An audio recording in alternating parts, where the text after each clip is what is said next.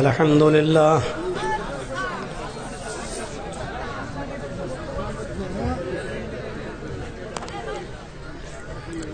الحمد لله نحمده ونستعينه ونستغفره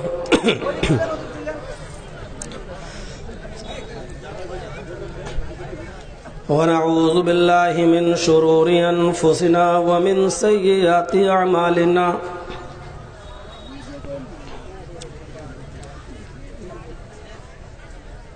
من يهدي الله فلا مضل له ومن يضلل فلا هادي له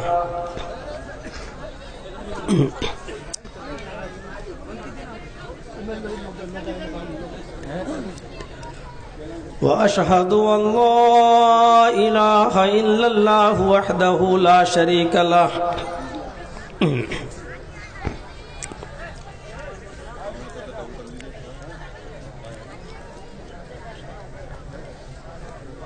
وأشهد أن محمدًا عبده ورسوله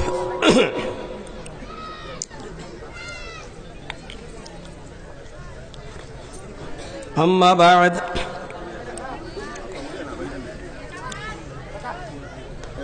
فإن خير الحديث كتاب الله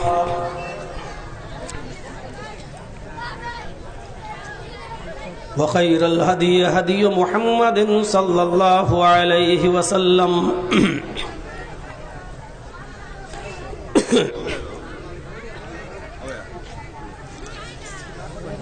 وشر الأمور محدثاتها وكل محدثة بدعة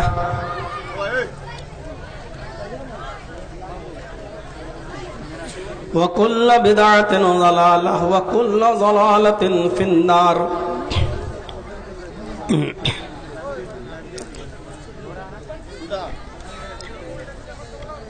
أعوذ بالله من الشيطان الرجيم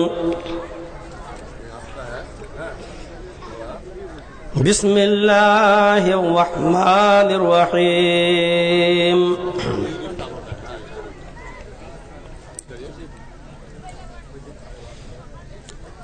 والذين لا يدعون مع الله إلها آخر ولا يقتلون النفس التي حرم الله إلا بالحق ولا يزنون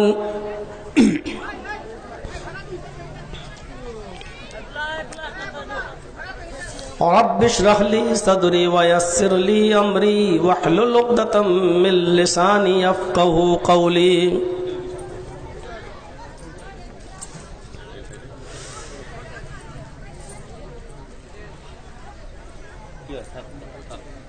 بسٹم نگر کے اس عظیم الشان اجلاس کے صدر محترم، دیگر موقر و معزز علماء کرام، اطراف و اکناف قرب و جوار سے آئے ہوئے معزز سامعین حضرات، اسلامی خواتین، پیاری ماں اور بہنوں، قوم و ملت کے لائق ور نوجوانوں اور مستقبل کے ہونہار عزیز بچوں،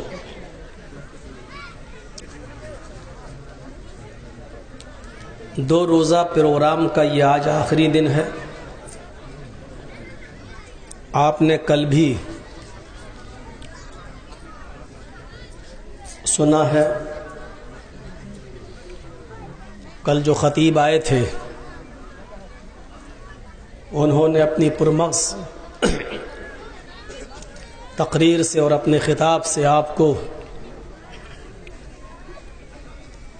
محظوظ کیا تھا، اور آج اس پروگرام کا آخری دن ہے،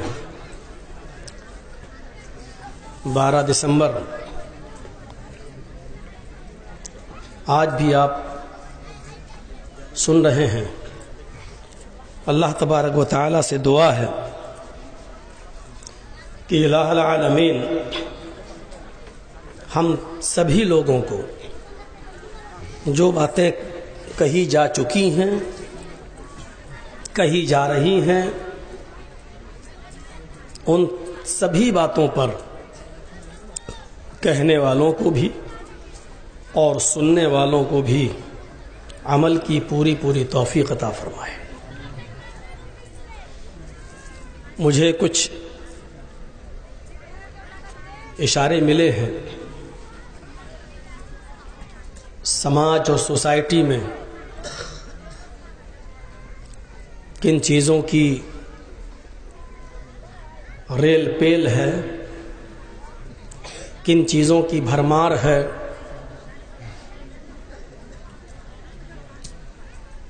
کون کون سی چیزیں ہمارے معاشرے اور ہمارے سماج کے اندر پنپ چکی ہیں، اور ہمارے سماج کا یہ موجودہ نوجوان کس طرف بھاگ رہا ہے۔ کوشش کروں گا قرآن و حدیث کی روشنی میں ان باتوں پر بھی روشنی ڈالی جائے۔ قرآن کریم کی جو چند آیتیں میں نے آپ کے سامنے تلاوت کی ہیں، اللہ تبارک و تعالی نے اس میں چند برائیوں کا ذکر کیا ہے اور ان سے بچنے کی تلقین کی ہے۔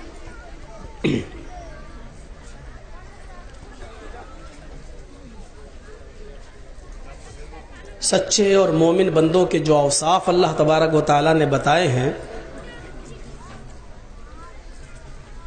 عباد الرحمن الذین یمشون علی الارض ہونا واذا خاطبهم الجاہلون قالوا سلاما والذین یبیتون لربهم سجدا وقیاما والذین یقولون ربنا اصرف عنا عذاب جہنم ان عذابها کان غراما انها ساءت مستقرا ومقاما۔ اللہ کے نیک اور سچے بندے وہ ہیں جو زمین پر جب چلتے ہیں تو عاجزی کے ساتھ اور سکون کے ساتھ چلتے ہیں، متانت کے ساتھ چلتے ہیں۔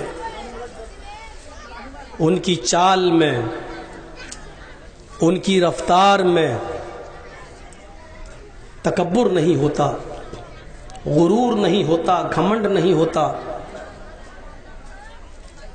وَإِذَا خَاطَبَهُمُ الْجَاهِلُونَ قَالُوا سَلَامًا، اور جب جاہلوں سے وہ مخاطب ہوتے ہیں، جاہل جب ان سے مخاطب ہوتے ہیں، آمنا سامنا ہوتا ہے، تو یہ جاہلوں کے منہ نہیں لگتے، قالوا سلاما، السلام علیکم کہہ کر گزر جاتے ہیں۔ والذین یبیتون لربہم سجدا وقیاما، ان کی راتیں اپنے نرم گرم بستروں سے الگ ہوتی ہیں اور یہ راتوں میں سجدے اور قیام کی حالت میں گزارتے ہیں، اللہ کو رات کے وقت میں یاد کرتے ہیں۔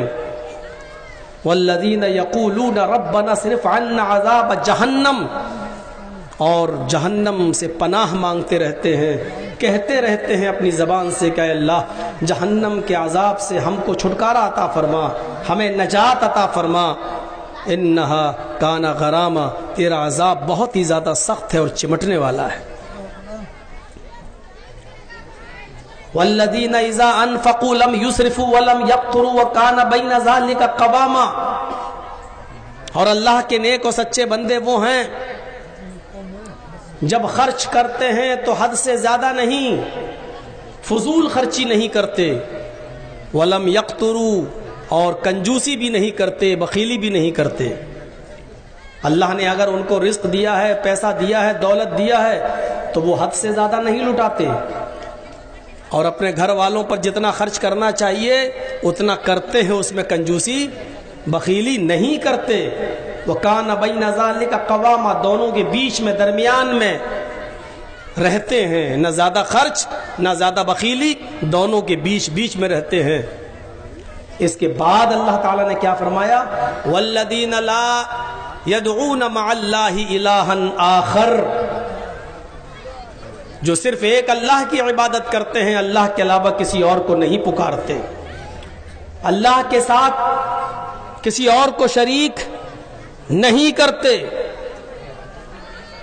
ولا يقتلون النفس التي حرم الله الا بالحق، اور کسی ایسے انسان کو، کسی ایسے نفس کو ناجائز قتل نہیں کرتے جس کا قتل کرنا اللہ تبارک و تعالی نے حرام کر دیا ہو، کسی کو ناحق قتل نہیں کرتے۔ ولا یزنون، اور جو زنا نہیں کرتے۔ دیکھا جائے تو ایک طرف سے اللہ تعالیٰ نے اپنے مومن بندوں کی صفت، ان کے اوصاف، ان کے گن یہ بتائے ہیں۔ ایک حدیث میں آپ کے سامنے پڑھ رہا ہوں، اس حدیث کو امام احمد نے اپنی مسند کے اندر نقل کیا ہے۔ اس حدیث کے راوی حضرت معاذ ابن جبل رضی اللہ تعالی عنہ ہیں۔ اس حدیث کو بھی ذرا سن لیجئے تاکہ دونوں قرآن کی یہ آیتیں اور اس حدیث کو سننے کے بعد بات کو آپ اچھی طریقے سے سمجھ سکیں اور مجھے اپنی بات کو آگے بڑھانے میں آسانی ہو سکے۔ وعن معاذ بن جبل رضی اللہ تعالی عنہ قال اوصانی رسول اللہ صلی اللہ علیہ وسلم بعشر کلمات لا تشرک باللہ شیئا وَإِن قُتِلْتَ أَوْ حُرِّقْتَ وَلَا تَعُقَّنَّ وَالِدَيْكَ وَإِنْ أَمَرَاكَ أَن تَخْرُجَ مِنْ مَالِكَ وَأَهْلِكَ وَلَا تَتْرُكَنَّ صَلَاةً مَكْتُوبَةً مُتَعَمِّدًا فَإِنَّ مَن تَرَكَ صَلَاةً مَكْتُوبَةً مُتَعَمِّدًا فَقَدْ بَرِئَتْ مِنْهُ ذِمَّةُ اللَّهِ وَلَا تَشْرَبَنَّ خَمْرًا فَإِنَّهُ رَأْسُ كُلِّ فَاحِشَةٍ وَإِيَّاكَ بِالْمَعْصِيَةِ فَإِنَّ بِالْمَعْصِيَةِ حَلَّ سَخَطُ اللَّهِ عَزَّ وَجَلَّ۔ حدیث لمبی ہے، ضرورت پڑے گی تو آگے کے الفاظ بھی پڑھ دیے جائیں گے، ابھی میں صرف اسی پر اکتفا کر رہا ہوں۔ اس حدیث کے اندر 10 چیزیں بتائی گئی ہیں، میں نے 5 کا ذکر کیا ہے ابھی آپ کے سامنے۔ معاذ ابن جبل کہتے ہیں کہ اللہ کے رسول صلی اللہ علیہ وسلم نے مجھے 10 چیزوں کی وصیت کی۔ اوصانی رسول اللہ صلی اللہ علیہ وسلم بعشر کلمات، 10 کلمات کی، 10 چیزوں کی ہمیں وصیت کی۔ پہلی چیز اللہ کے نبی نے ہمیں کیا بتائی؟ لا تشرک باللہ شیئا ان قتلت او حرقت، اے معاذ اللہ کے ساتھ کسی کو شریک مت کرنا۔ یہ 5 چیزیں آپ کو بہت آسانی سے یاد ہو سکتی ہیں، 10 میں سے میں نے 5 ہی کا ذکر کیا ہے۔ ان 5 چیزوں کو آپ اپنے ذہن میں رکھیے گا، ضرورت پڑے گی تو میں کسی کو بھی کھڑا کر کے پوچھ سکتا ہوں کہ 5 چیزیں میں نے کیا بتائی ہیں، اس لیے اس کو ذرا غور سے سنیے گا۔ پہلی چیز لا تشرک باللہ شیئا، اللہ کے ساتھ کسی کو بھی اور کچھ بھی شریک مت کرنا۔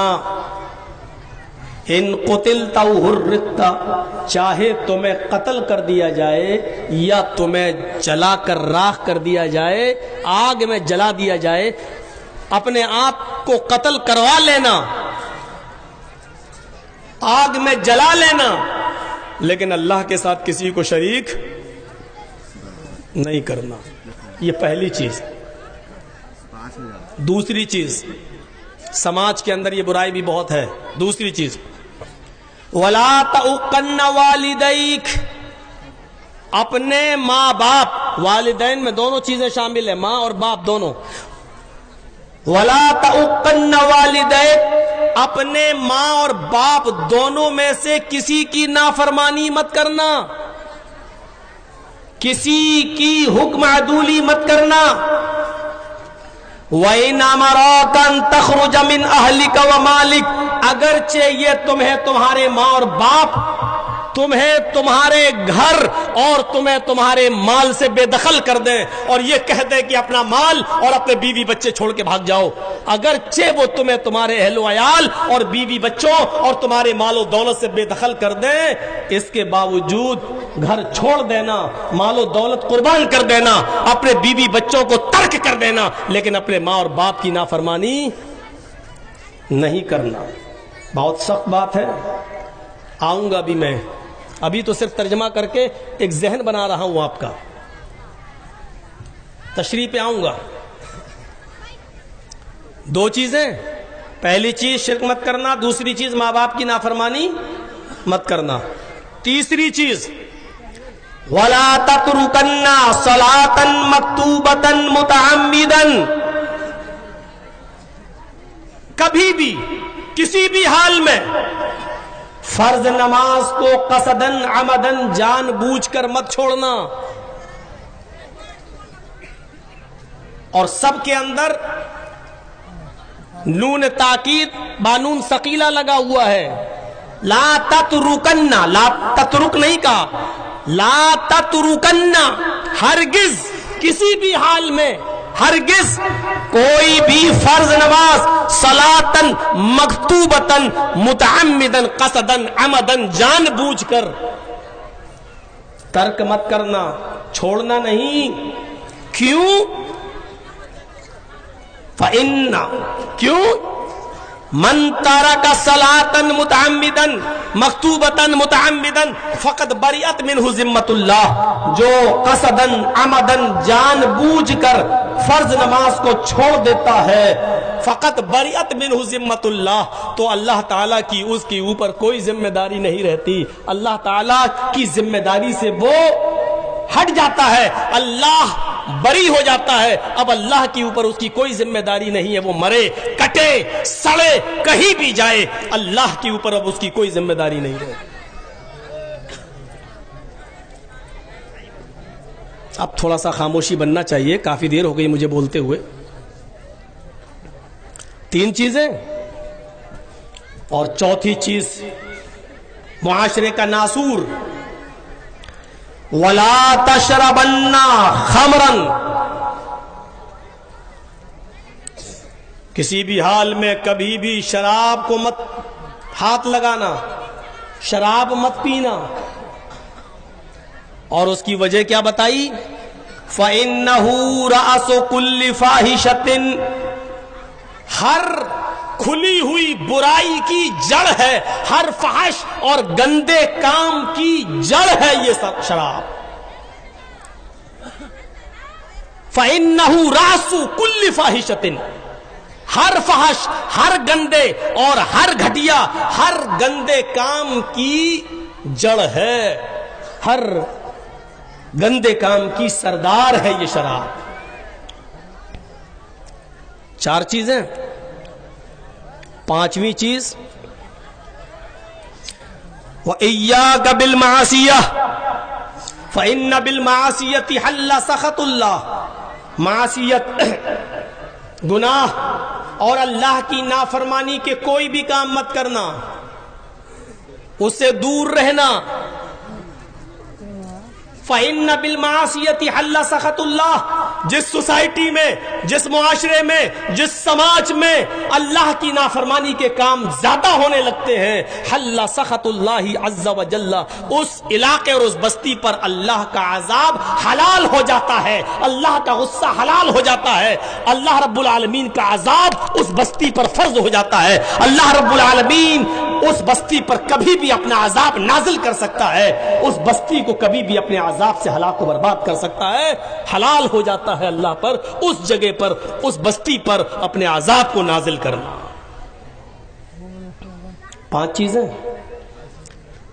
پتہ نہیں آگے چل پائیں گے یا نہیں چل پائیں گے، تھوڑا سا اور ذکر کر دیتا ہوں اس کے بعد بھی۔ وَإِيَّاكَ وَالْفَرَارَ وَإِنْ حَلَكَ النَّاسِ، اگر کوئی جنگ لڑ رہے ہو اور دشمن تمہارے سامنے بہت زیادہ تعداد میں ہو اور وہ لڑائی اعلاء کلمت اللہ کے لیے ہو، اسلامی جنگ ہو، اللہ کے کلمے کو بلند کرنے کے لیے لڑ رہے ہو تو دشمنوں کی تعداد دیکھ کر بھاگنا نہیں، پیٹھ پھیر کر مت جانا، لڑتے رہنا۔ وَإِنْ هَلَكَ النَّاسُ، اگرچہ لوگ ہلاک ہو جائیں، اگرچہ لوگ برباد ہو جائیں، لیکن منہ پھیر کے مت جانا، پیٹھ گھما کے مت جانا۔ 6 چیزیں۔ 7ویں چیز ایک اور بتائی، وَإِذَا أَصَابَ النَّاسَ مَوْتٌ وَأَنْتَ فِيهِمْ فَاثْبُتْ، اگر تم کسی گاؤں میں، کسی شہر میں، کسی بستی میں، کسی محلے میں رہ رہے ہو اور وہاں موتیں ہونے لگے، کوئی بیماری پھیل جائے، کوئی بیماری پھیل جائے اور تم اس بستی میں موجود ہو، فَاثْبُتْ، تو اس بستی کو چھوڑ کے مت بھاگنا، اسی بستی میں رہنا۔ وَإِذَا أَصَابَ النَّاسَ مَوْتٌ، لوگوں کو موتیں آنے لگے، کوئی بیماری پھیل جائے اور تم اس بستی میں موجود ہو، فَاثْبُتْ، تو اسی بستی میں رہنا، اس بستی کو چھوڑ کے مت جانا، کیونکہ اس بستی میں تم جو بیماری لے کر بیماری پھیلی ہے، اب اس بستی سے تم دوسری بستی میں جاؤ گے تو یہ بیماری دوسری بستی کے اندر بھی پھیل جائے گی۔ شاید ہمارے دیش کے پردھان منتری نے اسی حدیث کے ٹکڑے پر عمل کیا تھا، اسی لیے کہا تھا کہ جو جہاں ہے وہیں رک جائے، ادھر ادھر نہ بھاگے۔ ٹرینیں بند کر دیں، فلائٹ بند کر دیے، جہاز بند کر دیے، وہ الگ بات ہے، بیچارے مزدور برداشت نہیں کر پائے تو آئے اور نکلے، سوچ رہے تھے ٹرینیں بند ہیں کہاں سے آئیں گی، پٹریوں پہ سو رہے تھے اور اسی وقت ٹرینیں بھی گزرنے کو تھیں۔ لیکن حدیث یہی ہے، اگر کسی بستی میں کوئی خطرناک بیماری پھیلی اور اس بیماری سے اگر موتیں ہو رہی ہیں اور آپ اس بستی میں موجود ہیں تو وہیں رہو، اس بستی کو چھوڑ کر مت بھاگو، فَاثْبُتْ، اسی کے اندر رہو۔ 7 چیزیں ہو گئیں اور 8ویں چیز بتائی، وَأَنفِقْ عَلَىٰ عَيَالِكَ مِن طَوْلِكَ۔ اے بھیا، ارے یار یہ لوگ یہ تو مجھے بھی بھلوا دیں گے، کتنی چیزیں ہوئی میں بھی بھول جاؤں گا۔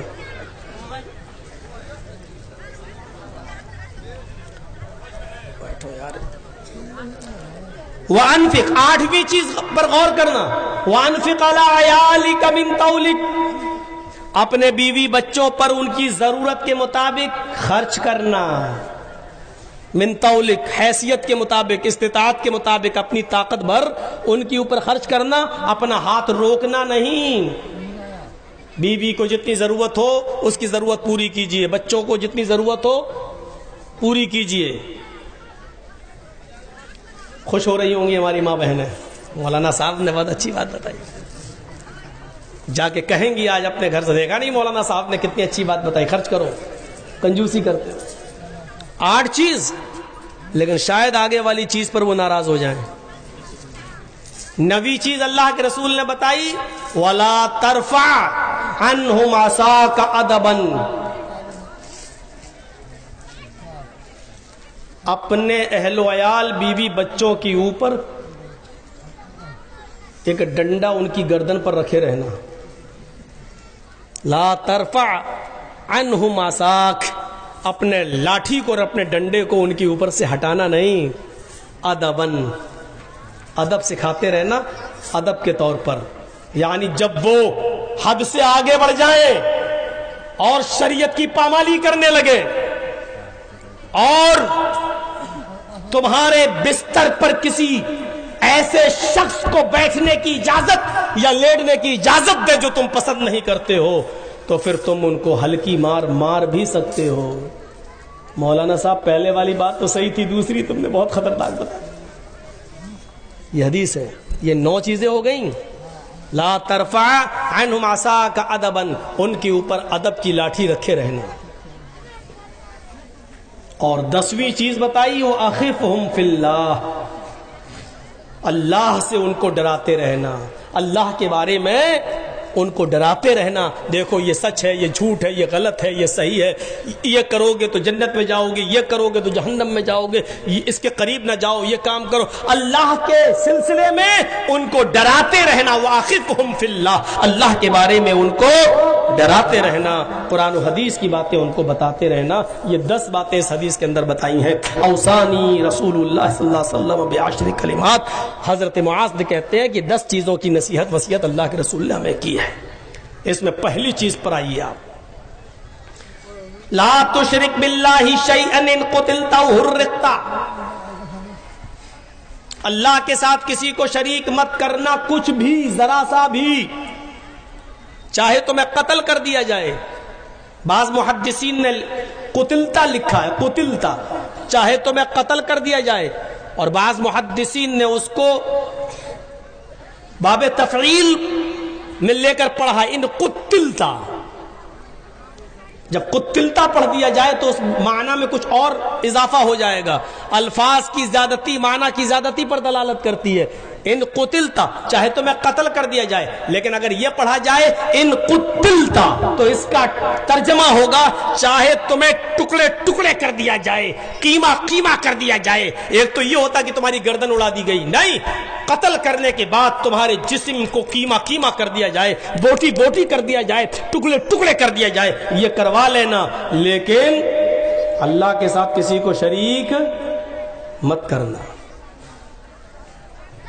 او حرقتا، یا تمہیں جلا کر راکھ کر دیا جائے، چل جانا گوارا کر لینا۔ لیکن ایک صحابی نے اللہ کے رسول سے مسئلہ پوچھا، مسلم شریف کی حدیث کے الفاظ ہیں، اے اللہ کے نبی صلی اللہ علیہ وسلم، کبھی اگر ہم جنگل میں پھنس جائیں، ذرا غور کیجئے گا، کبھی اگر ہم جنگل میں پھنس جائیں اور چند لوگ مجھے گھیر لیں، لاٹھی ڈنڈے ان کے ہاتھ میں ہو، خنجر ان کے ہاتھ میں ہو، اور وہ مجھ سے یہ کہیں کہ اللہ کا انکار کر، اللہ کو مانتا ہے کہ ہاں، اللہ کا انکار کر، اللہ کو ماننا سے توبہ کر، اللہ کو ماننے سے انکار کر، بول میں اللہ کو نہیں مانتا ہوں، تب میں تجھے چھوڑوں گا۔ اور اے اللہ کے رسول، اللہ کا انکار کرنے سے میری جان بچ رہی ہو تو میں کیا کروں؟ اگر اللہ کا انکار نہ کروں تو وہ ہمیں مار ڈالیں گے، قتل کر دیں گے، ایسی صورت میں اپنی جان بچاؤں یا نہ بچاؤں؟ تو اللہ کے رسول صلی اللہ علیہ وسلم نے کتنا سیدھا سا ایک جواب دیا، اگر غور سے سنو، پھر اگر وہ تم سے صرف اللہ کا انکار کرائیں، لاٹھی ڈنڈے خنجر چاقو بلب تلوار ان کے ہاتھ میں ہے، اور وہ یہ کہہ رہے ہیں کہ اللہ کا انکار کر، اللہ کا انکار کرائیں اور اللہ کا انکار کرانے سے تجھے چھوڑ دیں، تو اللہ کا انکار کر کے اپنی جان بچا لینا۔ یہ شرک نہیں ہے، یہ کفر ہے۔ اللہ کا انکار کر رہے ہو، اللہ کا انکار کر کے اگر تمہاری جان بچ رہی ہے تو بچا لینا اپنے آپ کو، اللہ کا انکار کر دینا، گھر پہ آنا، پھر سے کلمہ پڑھ لینا، لا الہ الا اللہ محمد رسول اللہ، تمہاری جان بچ جائے گی۔ لیکن شرک مت کرنا۔ صحابی نے کہا اللہ کے رسول شرک کیا ہوتا ہے؟ اللہ کا انکار کرا رہے ہیں، کیا یہ شرک نہیں ہے؟ آپ نے کہا نہیں، یہ کفر ہے۔ تو کہا شرک کیا ہے؟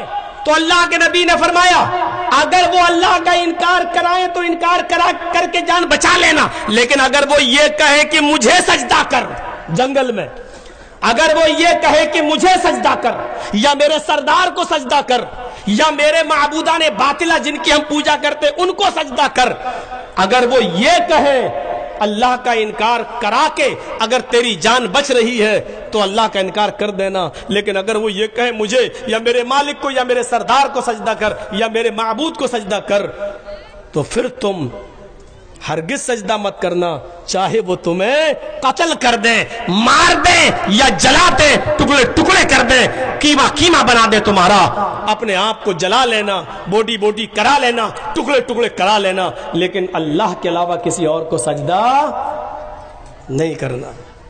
سمجھ گئے شرک کسے کہتے ہیں؟ مٹی کی بنی ہوئی چوکھٹوں پہ سجدے کرنے والوں، اور ہم ہی جیسے مٹی میں دفن رہنے والے کسی انسان کے سامنے اپنی عزت و آبرو کا جنازہ نکالنے والوں، تمہارے لیے مسلم شریف کی حدیث کافی ہے. سوچو کیا پیغام ہے اس حدیث کے اندر.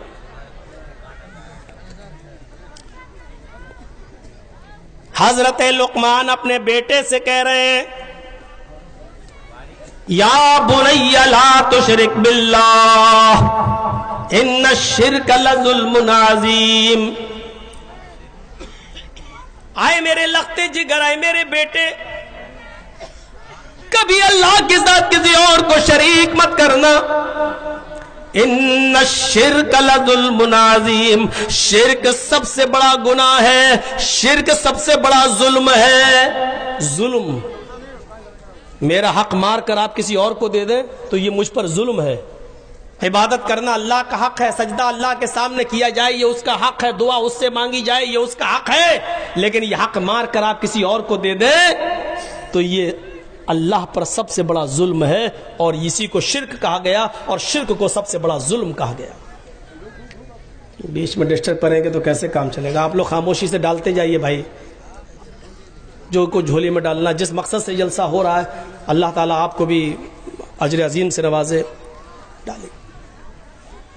اصل میں ہم لوگوں نے جلسوں کو یا تقریروں کو، خطاب کو عبادت نہیں سمجھا. اللہ کے رسول جب کوئی واعظ و نصیحت کرتے تھے تو صحابہ کرام اپنے سروں پر بیٹھی ہوئی مکھی بھی نہیں اڑایا کرتے تھے، کیونکہ وہ سمجھتے تھے کہ یہ عبادت ہے. جب تک ہم سن رہے ہیں یہ عبادت ہے، اور عبادت میں بولا نہیں جاتا، عبادت میں ہاتھ پیر نہیں چلائے جاتے. وہ اپنے سروں کی مکھیاں بھی نہیں اڑایا کرتے تھے. ہم نے اس کو دوسرا رنگ دے دیا ہے، مزاج ہم سمجھ نہیں رہے ہیں. بہرحال اب آپ کے ہاں کا چلن یہی ہے تو کریے، ہم روکیں گے بھی نہیں، کیونکہ جس مقصد سے جلسہ ہو رہا ہے وہ مقصد بھی پورا ہونا چاہیے. ڈالتے جائیے چپکے سے جو بھی آپ دے سکیں. تو پہلی چیز شرک جو اللہ تعالی کو برداشت نہیں. آپ ہی ایک فیصلہ کریں، اس کے بعد ہم آگے چل رہے ہیں. آپ ہی ایک فیصلہ کریں. آپ دلی رہتے ہیں اور آپ کا یہ علاقہ کیا ہے؟ بشٹم نگر ڈسٹرکٹ مالدہ. بشٹم نگر سے کوئی آدمی، آپ کا یہاں کا کوئی آدمی دلی رہتا ہے، میں دلی رہتا ہوں، میں بشٹم نگر کا ہوں. اب بشٹم نگر سے کوئی آدمی دلی گھومنے آیا اور میں 1 سال سے 6 مہینے سے دلی ہوں. میری ماں بہنیں ذرا سنیں اس واقعے کو. اب ہم نے دیکھا یہ تو ہمارے بشٹم نگر سے آیا ہوا ایک آدمی ہے بیچارہ، یہ تو گھومنے آیا، دلی کی قطب مینار فلاں چیزیں گھومے، اب جا رہا ہے. تو میں نے کہا بھائی تم جا رہے ہو گھر، تو میرے گاؤں میں، میرے علاقے میں میری بیوی کو ہم ایک ساڑی دے رہے ہیں خرید کر، تم اس کو دے دو. میں نے بہترین 2000 3000 5000 کی ایک ساڑی خریدی اپنی بیوی کے لیے، اور اس آدمی کو دے دی کہ بشٹم نگر جا ہی رہے ہو، میری بیوی رہتی ہے، تم اس کو دے دینا. جب وہ آدمی ساڑی دینے کے لیے اس کے گھر آیا، بیوی نے دروازہ کھولا، لیجیے آپ کے ہسبینڈ نے، آپ کے شوہر نے آپ کے لیے ساڑی بھیجی ہے، یہ لیجیے. تو ساڑی لے کر اور دیکھ کر بیوی کو کس کی تعریف کرنا چاہیے؟ ایمانداری سے بتائیے کس کی تعریف کرنا چاہیے؟ شوہر کی. ماشاءاللہ کتنے اچھے ہیں، دیکھیے ادھر بھی کما رہے ہیں لیکن ہمیں نہیں بھول رہے ہیں. لیکن بیوی بجائے شوہر کے ساڑی لانے والے کی ہی تعریف کرنے لگے، اور گھر کے دروازوں کے ساتھ ساتھ دل کے دروازے بھی کھول دے. کم ان سر، آئیے، ایکسکیوز می، بیٹھیے، چائے لائے، پلانا شروع کر دے. آپ بہت اچھے ہیں، آپ اتنی دور سے ہمارے لیے ساڑی لے کے آئے. ارے آدمی نے دی، لے کے تو آپ ہی آئے ہیں. اور ساری تعریف اور سارا شرے اپنے اس لانے والے کو دینے لگے. ایمانداری سے بتائیے شوہر کو جب یہ بات کا پتہ چلے گا تو وہ برداشت کرے گا؟ چڑیل ڈائن، محنت ہم کریں، مزدوری ہم کریں، کمائیں ہم، اور یہاں سے بھی ہم بھیجے تجھے، اور تعریف کر رہی ہے تو ساڑی دینے والے کی. وہیں سے بیٹھا بیٹھا کہے گا طلاق طلاق طلاق. اور مودی جی کا بنایا ہوا نیا قانون کہے گا 3 سال کی سزا.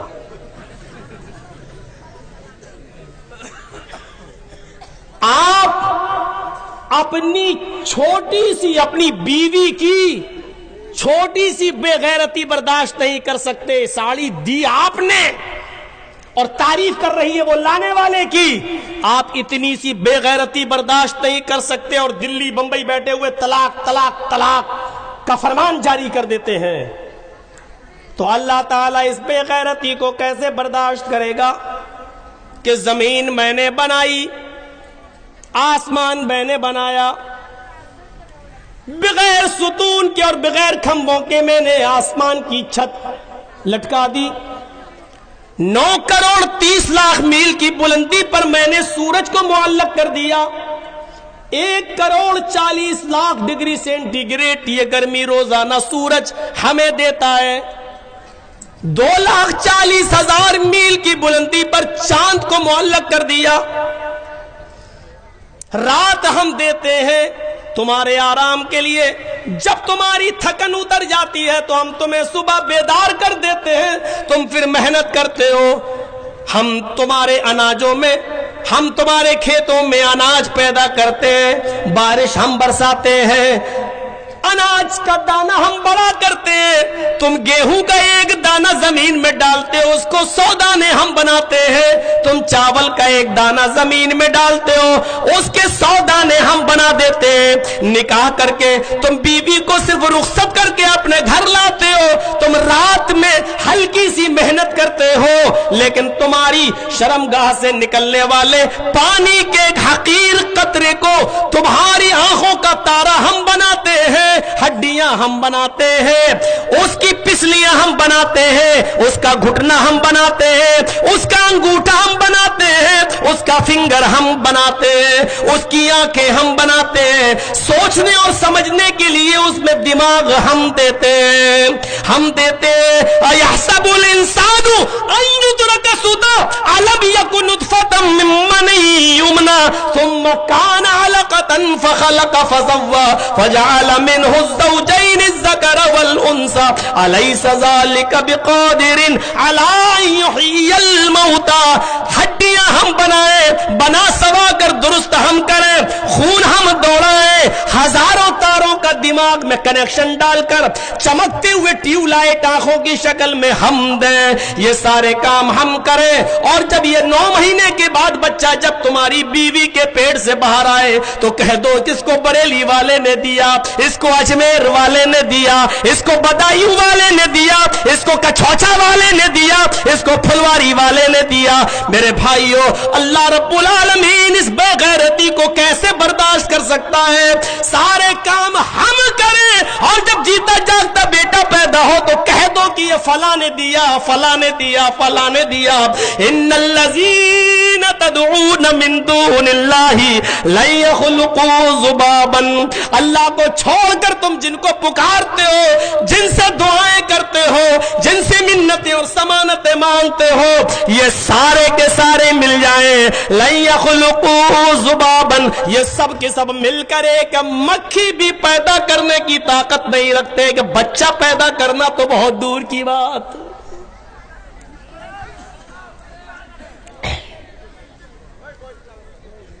سمجھے؟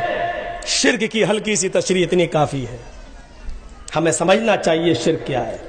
تو آئے معاذ, شرک مت کرنا کچھ بھی, چاہے تمہیں جلا دیا جائے یا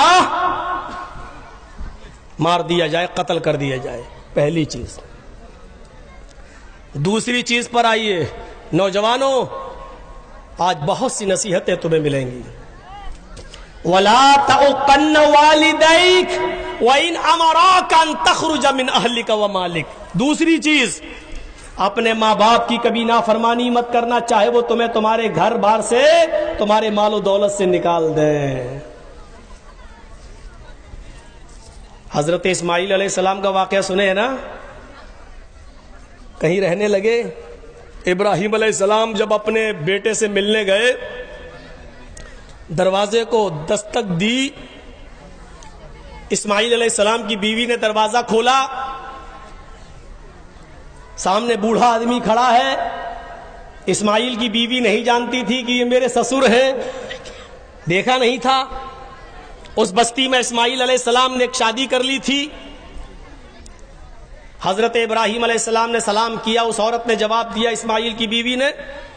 حضرت ابراہیم نے پوچھا اسماعیل علیہ السلام کہاں گئے؟ کہنے لگی وہ تو جنگل میں شکار کھیلنے کے لیے گئے ہیں۔ کہا اچھا یہ بتاؤ کہ تمہارے گھر کا گزر بسر کیسا چل رہا ہے؟ تو کہنے لگی بہت برا ہے۔ بہت برا؟ ہاں، صبح کھا لو تو شام کو نہیں ملتا، شام کو کھا لو تو صبح بھوکے رہتے، بہت برا حال ہے۔ ابراہیم علیہ السلام سمجھ گئے کہ میرے بیٹے نے بیوی کا انتخاب کرنے میں غلطی کی۔ تو کیا کہا بہو؟ کیا کہا؟ اسماعیل کی بیوی کہا جی جب اسماعیل علیہ السلام گھر پہ آ جائیں تو ان سے صرف اتنا کہہ دینا، ایک بوڑھا آدمی آیا تھا، اس نے آپ کو سلام کہا ہے اور یہ کہا ہے کہ گھر کی چوکھٹ بدل دو، چوکھٹ ٹھیک نہیں ہے۔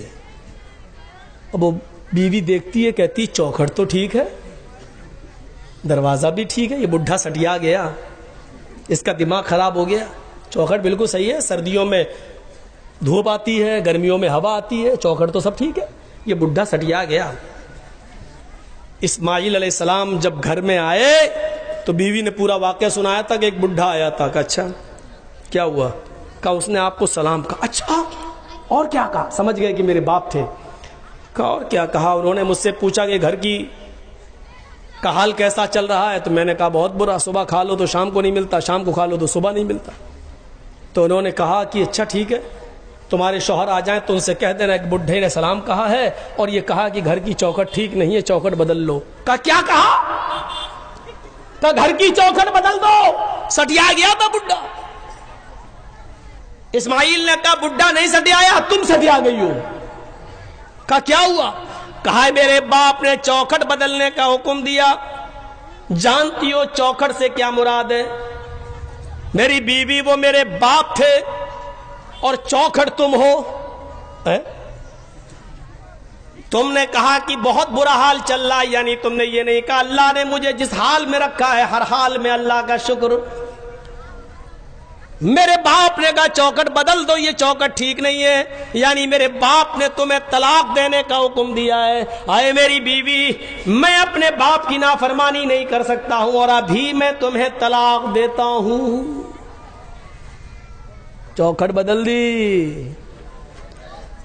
آج کل تم لوگ کیا چوکھٹ بدلو گے؟ تمہارے گھر میں جو نئی نویلی بیوی آتی ہے وہ خود ہی تمہاری چوکھٹ ختم کروا دیتی ہے، اماں کو چھوڑ، باپ کو چھوڑ، ادھر رہے میرے ساتھ۔ ساس سسر سے ایک دم بدلہ لے لیتی ہے، میرا باپ ہے، تیرا باپ میرا باپ نہیں ہے۔ گھر کے حالات چوکھٹ بدلو گے؟ اتنی ہمت نہیں ہے ہمارے اندر۔ آج عورتیں بیچاری تھوڑے سا غصہ ہوں گی، میں تھوڑا نارمل رکھ کے چلوں گا تاکہ یہ بیلنس بنا کے، نہ تو ایک بار بہت غلط ہو گیا تھا ہمارے ساتھ۔ 2 دن کا جلسہ تھا، ایک دن میں نے مردوں کے حقوق بتا دیے، دوسرے دن عورتوں کے۔ جس دن مردوں کے حقوق بتایا عورتوں نے گالی دی، جس دن عورتوں کے حقوق بتائے مردوں نے گالی دی۔ اس دن سے میں دونوں کے برابر برابر لے کے چلنے لگا۔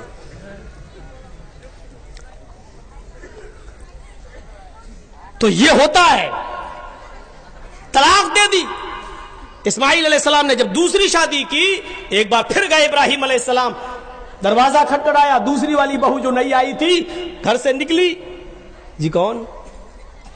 کہا اسماعیل کہاں ہے؟ کہا وہ تو شکار کھیلنے گئے ہیں۔ اچھا یہ بتاؤ گھر میں تمہارے گزر بسر کیسا چل رہا؟ الحمدللہ، اللہ کا شکر ہے، اللہ نے جس حال میں رکھا ہے۔ دیکھو اسماعیل گھر پہ آ جائیں تو کہہ دینا ایک بوڑھا آدمی آیا تھا، اس نے تمہیں سلام کہا ہے اور کہا ہے کہ تمہاری چوکھٹ بالکل ٹھیک ہے، اس کو برقرار رکھنا، اس چوکھٹ کو مت بدلنا۔ وہ بھی کہتی کتنا بڑا بڈھا سٹیا گیا، ارے بدلنے کون جا رہا ہے چوکھٹ جو کہہ رہا ہے کہ برقرار رکھنا۔ اسماعیل علیہ السلام آئے تو پوری بات بتائی، تو کہا وہ میرے باپ تھے اور چوکھٹ کو برقرار رکھنے کا مطلب یہ ہے کہ انہوں نے کہا کہ یہ بیوی تمہاری ٹھیک ہے جو اللہ کی شکر گزار ہے۔ اچھا ایک بات سنو، پورے واقعے کو سننے کے بعد کیا مطلب نکالا آپ نے؟ میں نے ایک مطلب نکالا، میرا ایک مطلب یہ نکالا ہے، اتنی سی بات پر بس گھر کا گزر بسر کیسا چل رہا ہے؟ بہت برا. صبح کھا لو تو شام کو نہیں ملتا, شام کو کھا لو تو صبح نہیں. اتنی سی بات پر ابراہیم علیہ السلام نے کہا یہ اللہ کی نافرمان اور اللہ کی ناشکر گزار عورت ہے, چوکھٹ بدل دو.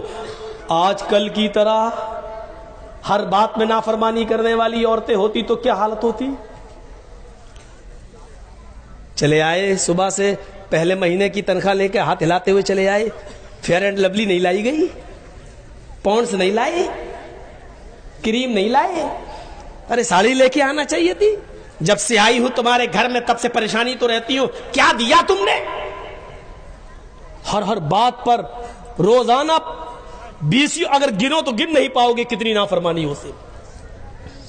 اپنے ماں باپ کی نافرمانی مت کرنا, چاہے وہ تمہیں تمہارے اہل و عیال سے اور تمہارے مال و دولت سے تمہیں بے دخل کرنا ہے, نکال دیں. اس صحابی کا واقعہ یاد کرو جس نے اپنی لنگڑی اور لولی اور اپاہج اور آنکھوں سے اندھی ماں, بوڑھی عورتیں بھی ہوں گی سنیں تمہارے مطلب کی بات, آنکھوں سے اندھی, ہاتھوں سے کوڑی, پیروں سے لنگڑی, اپنی ماں کو اس نے اپنے کاندھے پر بٹھایا, اپنی کمر پر لادا اور عمرے کے لیے لے گیا اور خانہ کعبہ کا طواف کر رہا ہے.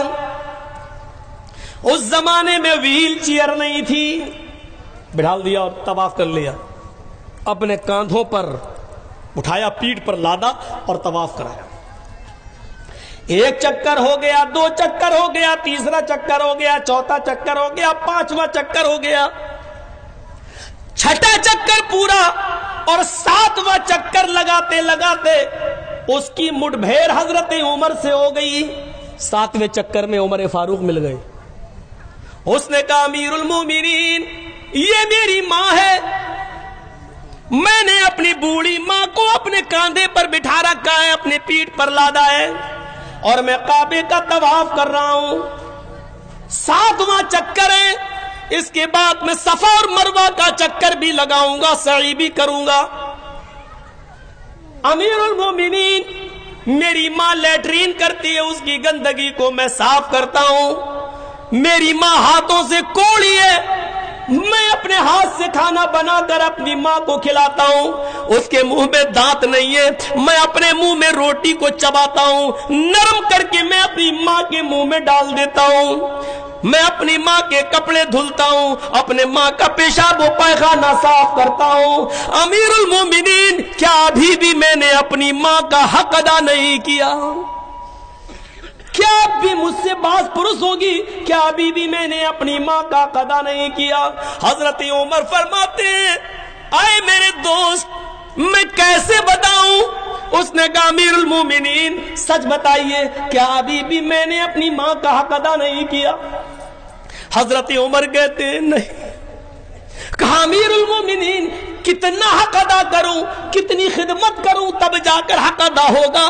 تو حضرت عمر کہتے ہیں مجھے یہ نہیں معلوم کہ کتنی خدمت کرو تب حق ادا ہوگا, لیکن تیرے سوال کا جواب اتنا میں ضرور دے دیتا ہوں کہ تو نے طواف کرایا, تو نے اپنی پیٹھ پر لادا, تو نے صفا اور مروہ کے چکر لگائے, کھانا تو کھلاتا ہے, پکاتا تو ہے, کپڑے تو صاف کرتا ہے, پیشاب و پائخانہ تو صاف کرتا ہے, ان سب کے کرنے کے باوجود تو پوچھتا ہے کہ میں نے اپنی ماں کا حق ادا کیا یا نہیں. تو سن, ابھی تو نے اپنی ماں کی اس آہ کا بھی حق ادا نہیں کیا.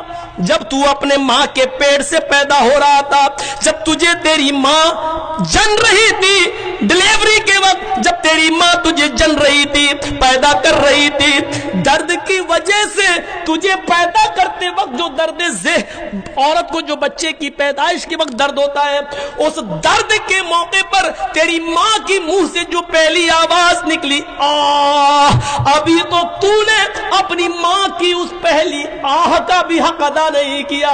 اس کی پوری زندگی کا حق ادا کرنا تو بہت دور کی بات.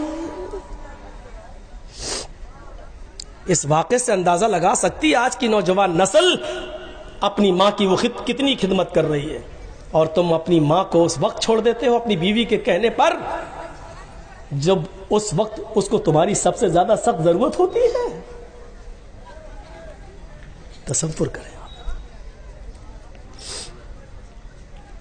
ایک صحابی اللہ کے نبی کے پاس آتے ہیں، کہتے ہیں اللہ کے نبی، ہجرت کے لیے لوگ جا رہے ہیں اور جہاد کے لیے بھی لوگ نکلنا چاہتے ہیں، میں بھی جہاد کے لیے نکلنا چاہتا ہوں، اے اللہ کے نبی کیا مجھے جہاد کے لیے جانے کی اجازت ہے؟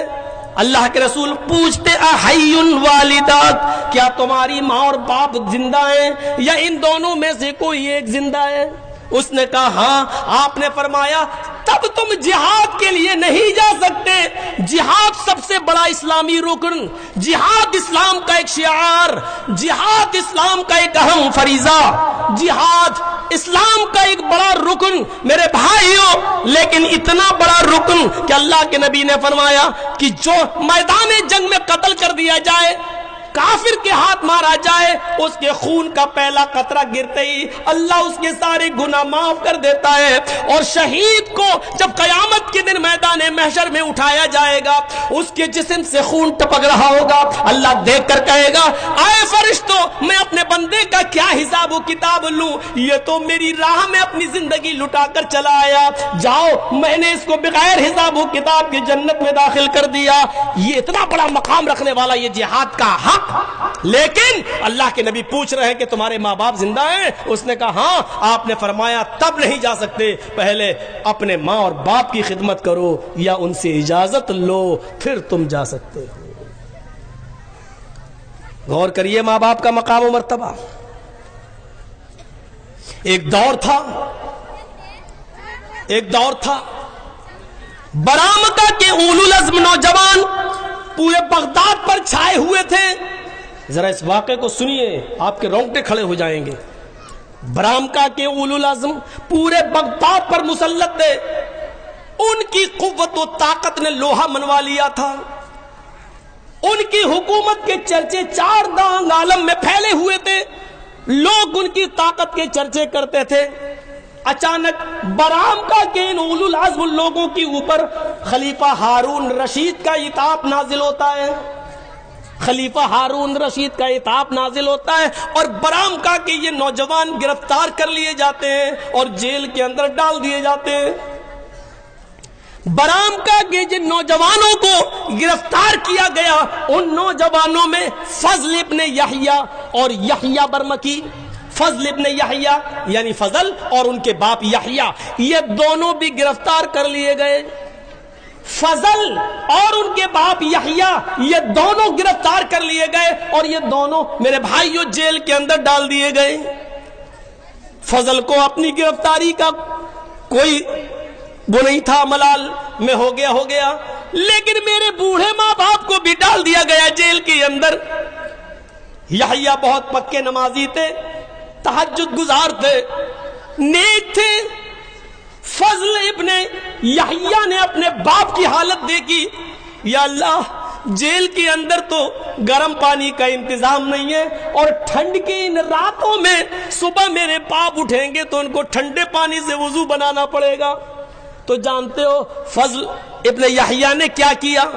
رات میں ایک تانبے کی لوٹی کے اندر، اس زمانے میں تانبے کا لوٹا دے دیا گیا سب کو، ایک تانبے کا لوٹا لیا اور تانبے کے لوٹے میں اپنے پینے کے لیے پانی بھر لیتے تھے کہ جب پیوں پیاس لگے گی تو پیوں گا۔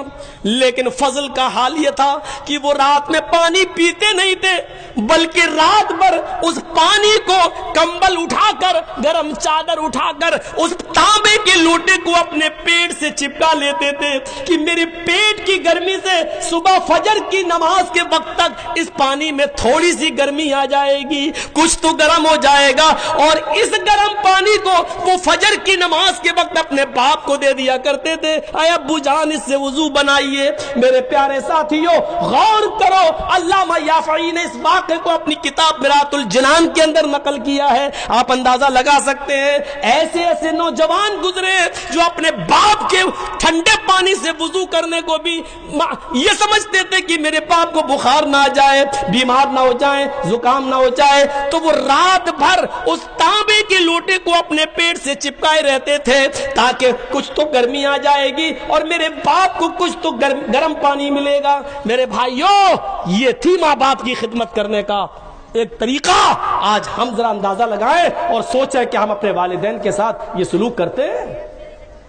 قرآن نے ماں باپ کے بارے میں یہ حکم نافذ کر دیا، وَقَضَىٰ رَبُّكَ أَلَّا تَعْبُدُوا إِلَّا إِيَّاهُ وَبِالْوَالِدَيْنِ إِحْسَانًا، تمہارے رب نے یہ فیصلہ کر دیا ہے، یہ حکم دے دیا ہے، عبادت تو اللہ کے علاوہ کسی کی نہیں ہوگی، وَبِالْوَالِدَيْنِ إِحْسَانًا، اور اپنے ماں باپ کے ساتھ احسان کرو، اپنے ماں باپ کے ساتھ اچھا سلوک کرو، وَبِالْوَالِدَيْنِ إِحْسَانًا، احسان کے اندر ہر نیکی شامل ہے، اپنے ماں باپ کے ساتھ احسان کرو۔ احسان کس کو کہتے ہیں؟ ہر نیکی۔ باپ کمزور ہیں، کرسی پر بیٹھے رہتے ہیں، بیٹا مجھے تھوڑا سا باہر بٹھا دے، میں تھوڑا سا سڑک پر بیٹھنا چاہتا ہوں دھوپ میں۔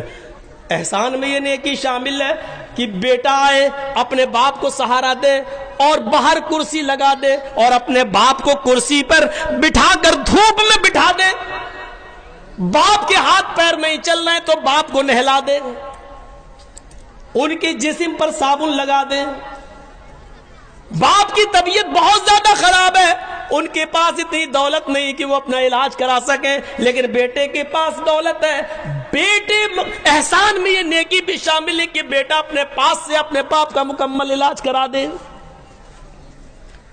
احسان میں ہر نیکی شامل ہے۔ وَبِالْوَالِدَيْنِ إِحْسَانًا، عبادت تو اللہ کی ہوگی اور اپنے ماں باپ کے ساتھ احسان کرو۔ اِمَّا يَبْلُغَنَّ عِندَكَ الْكِبَرَ أَحَدُهُمَا أَوْ كِلَاهُمَا، ان دونوں میں سے کوئی ایک یا وہ دونوں تمہاری زندگی میں بڑھاپے کو پہنچ جائیں، ماں باپ میں سے کوئی ایک یا دونوں تمہاری زندگی میں بڑھاپے کو پہنچ جائیں، فَلَا تَقُلْ لَهُمَا اُف، تو تم ان سے اف بھی مت کرنا۔ اف سمجھتے ہو؟ اف کا صحیح ترجمہ اگر کیا جائے اردو میں تو اس کا صحیح ہوگا یہ، ان سے اف بھی مت کرنا۔ اف کا مطلب جرجیس کے باپ بستر پر لیٹے ہیں، جرجیس صاحب نے دوا کھلا دی، ان کو پلا دیا اور اپنے باپ ہی کے پاس بیٹھے کمپیوٹر پہ چلا رہے ہیں، اتنے میں آواز دی، بیٹے جرجیس ایک گلاس پانی لے آؤ، اور میں بہت ضروری کام کر رہا ہوں اپنے بزنس کا۔ اب انہوں نے کہا بیٹا پانی چاہیے ایک گلاس، اور میری زبان سے نکلا اٹھے اور پانی لا کے دے دیا، پلا دیا، پانی تو پلا دیا، منع نہیں کیا، دے دیا، پلا دیا، اور آ کر پھر اپنے کام میں لگ گئے، لیکن اس سے پہلے جو تمہارے منہ سے نکلا یعنی مطلب یہ تھا کہ ابھی پانی مانگنا تھا ان کو، کتنا ایمرجنسی کام کر رہا تھا میں، لاکھوں کا حساب کتاب، کہیں ایک بھی قلم ادھر ادھر ہو گئی، ایسے کہہ دیا۔ یہ بھی حرام ہے، پانی آپ پلا رہے ہیں ان کو، لیکن آپ کے منہ سے جو نکل گیا ہے اللہ تعالیٰ نے اس سے بھی منع کیا، فَلَا تَقُلْ لَهُمَا اُفٍّ وَلَا تَنْهَرْهُمَا، یہ بھی نہیں نکلنا چاہیے تمہارے منہ سے، وَلَا تَنْهَرْهُمَا، اور ان کو کبھی جھڑکنا نہیں، کبھی جھڑکنا نہیں، ڈانٹنا نہیں، بلکہ جب بھی ان کے سامنے بات کرنا تو اپنے بازو نیچے کر کے اور سر جھکا کر بات کرنا، وَقُلْ لَهُمَا قَوْلًا كَرِيمًا، اچھی بات کرنا۔ یہ ہے ماں باپ کا۔ دو چیزیں ہو گئیں، ایک ایک چیز پر ہم تھوڑا کم ہی چل رہے ہیں، بس اشارہ کر رہے ہیں۔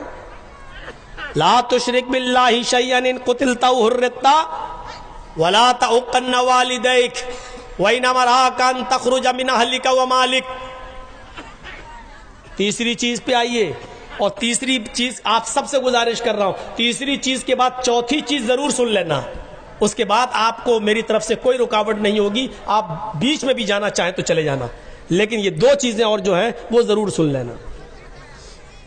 لا تترکن صلاۃ مکتوبۃ متعمدا، کبھی فرض نماز قصدن اور جان بوجھ کر مت چھوڑنا۔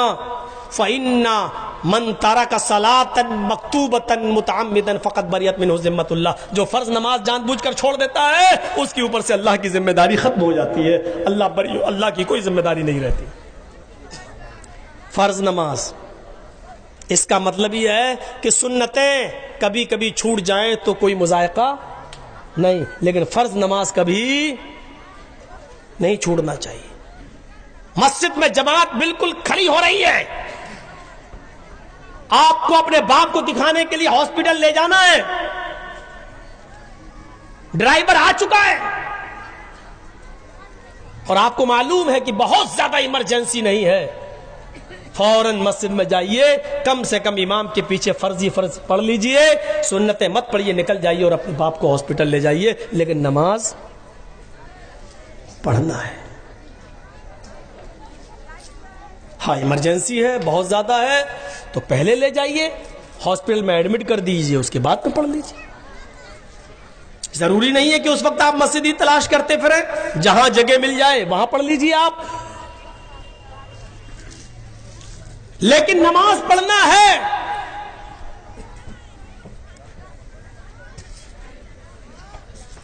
آپ کو وہ منظر یاد ہوگا، اور نہ یاد ہو تو سنو،